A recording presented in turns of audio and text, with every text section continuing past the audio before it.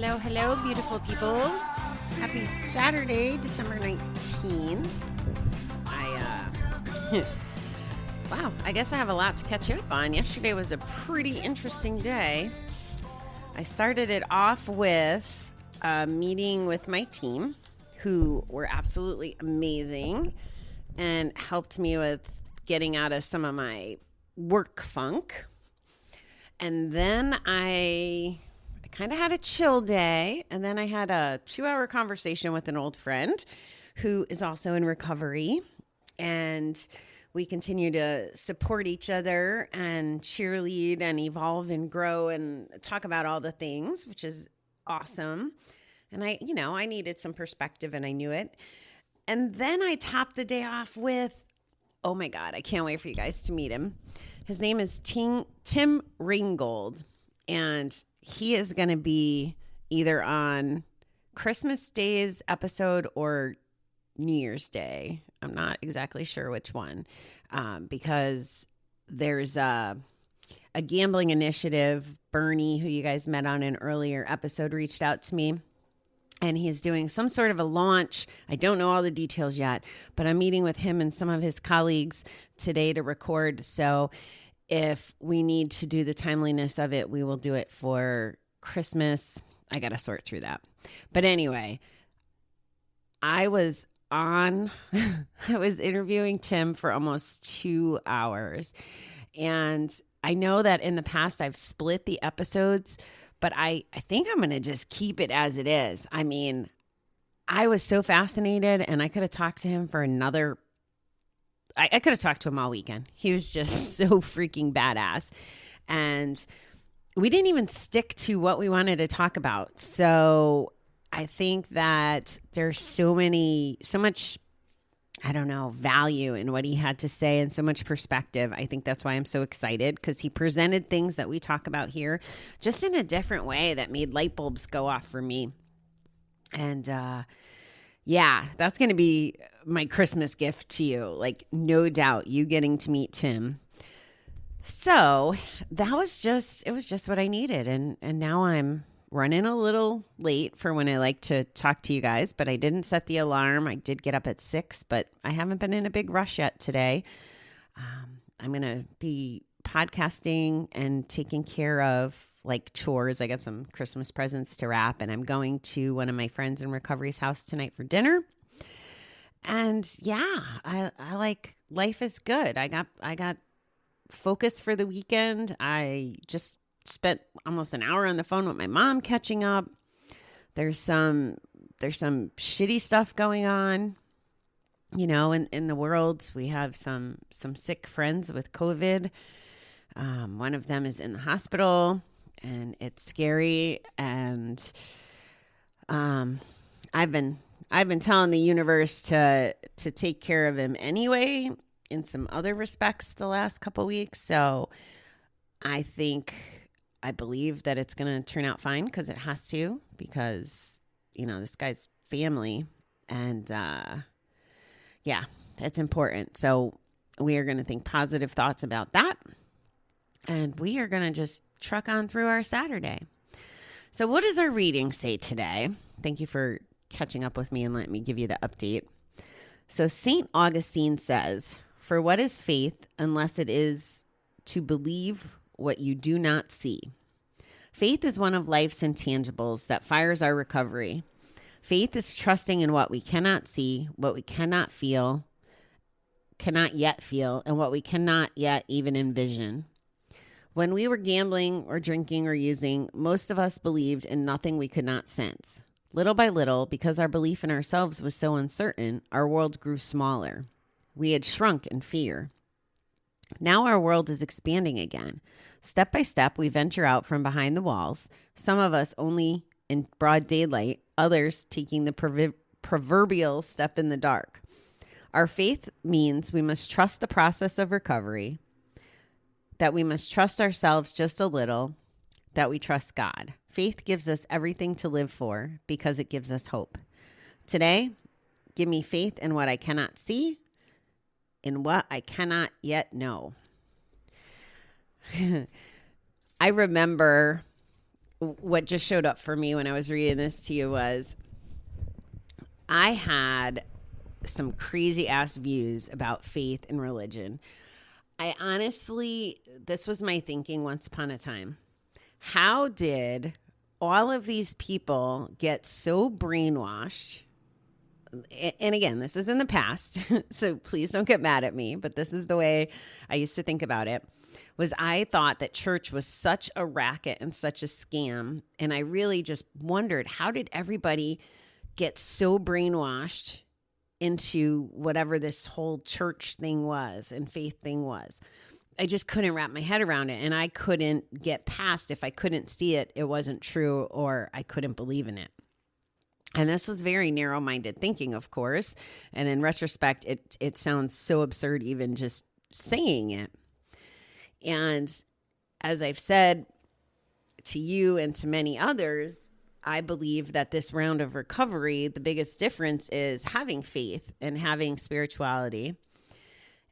And that's another reason why I'm excited about the Tim interview is we talk about that in a little, he has a really unique definition of spirituality that I really liked, and it was very clear to me. But having faith, especially this year, has been a game changer for me. That's the difference between, I believe, me not gambling or drinking all year and drinking and gambling all year. Like having faith that it'll all be okay, or that everything has a purpose and a reason. So I don't know how one develops faith. Like, I don't know what the actual action steps are. I imagine it's a different journey for everybody. You know, they have to see it themselves.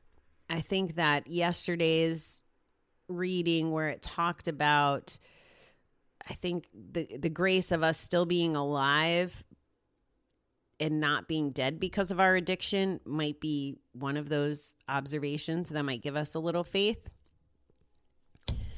Or just needing comforted or letting go of something might be another reason to have faith.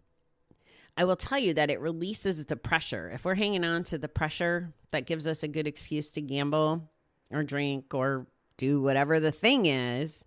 If we hang on to that, like I said, it gives us an excuse to continue doing those things. But if we find faith and we're able to relinquish some of that stress and those things, then it makes us have a better opportunity to not relapse and to not use the things. That's my working theory on faith. And I think that that's another one of those potential gifts in recovery is having faith. Like I don't know that I would have discovered it or figured it out otherwise. Honestly, I think I would have been just in my shallow, closed mind of like, church is for all those people that are brainwashed, and I'm going to just continue to live my life. My life is just fine without having a higher power or God or a connection to anything. And who knows where that would have took me. That's funny. I often think all my ideas that just keep running, especially now that I only have to worry about like me and the work that I care to do. I don't have to worry about someone else's work. Is I think it would be fun to write a book about like a what if book. Like, what if I never found recovery? Like, and plan out the different routes of where I would land. And in some ways I envision this, like, even though the path might be different, I see the results being the same in some cases, or the results being different. I don't know if I'm making sense, but it's just this way, like, I wonder a little bit about how my life would turn out with what ifs. I don't know why I think this way sometimes, but I do. And, yeah, I totally lost my train of thought. What else is new? At any rate, I have faith that everything is happening the way it's supposed to happen. And once I make that shift, and even though like the last couple weeks I've kind of been moody, I know that in the back of my head. So it's good that it's always there. I just wasn't doing a good job of like releasing the pressure and letting go of the shit. I was almost like letting the shit drag me down, almost because I felt entitled to be pissy pants, and having faith that even that process has value. Maybe that's what was supposed to happen. Maybe you're out there and you had a pissy pants couple weeks and you needed to know you're not alone. Maybe that's why I went through the journey. Maybe it was so that I would reach out to the old friend I chatted with yesterday. Maybe there was value. Like him and I talked about ripple effects yesterday, which was another like thing he had never thought of. He had given me a little credit on impacting some of his thinking. And now he's working on the front lines with people who have OD'd or that are in treatment. And I said, well, I guess technically I'm helping the people that, you know, you're working with. If I helped you and you learned stuff from me and then you're helping them. And I was kind of teasing him because obviously he's doing the hard work. But there is value in the things that we hear and see and learn from other people, and then how it fits into our personality, especially if we share those things. And sometimes we may share them without even knowing we're sharing them. But that's something that I can connect faith to that with the logic of everything happens for a reason. Every conversation, every highlight, every struggle, like it all has purpose, whatever that purpose is. And maybe we don't know until 30 years later. Maybe we know the next day. But that's kind of the beauty of the faith, and just taking that weight off of our shoulders and just relinquishing it. I think you can't move forward if you're bogged down with all the shit. And I think faith helps subsidize that. Oh, I got to tell you something funny. I don't know if subsidize was even the right word. Faith helps relieve some of that, but my mother was looking for a word as we were talking, and the word we were looking for was substantiate. But she's like, I'm sorry, this is cracking me up. Instead of saying substantiate, she said circumcised. Could you imagine misplacing those two in a sentence? It's the funniest thing.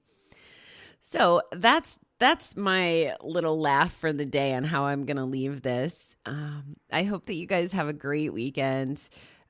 Take time to savor the ones that you love. You know, it's again a hot topic when the people you're surrounded with, or the people you care about, are impacted by COVID and just the stuff that we don't love or think that we want or need. Just be good. Spend time with the ones you care about right now. Tell everybody that you love them and that you care about them, and be kind to yourself.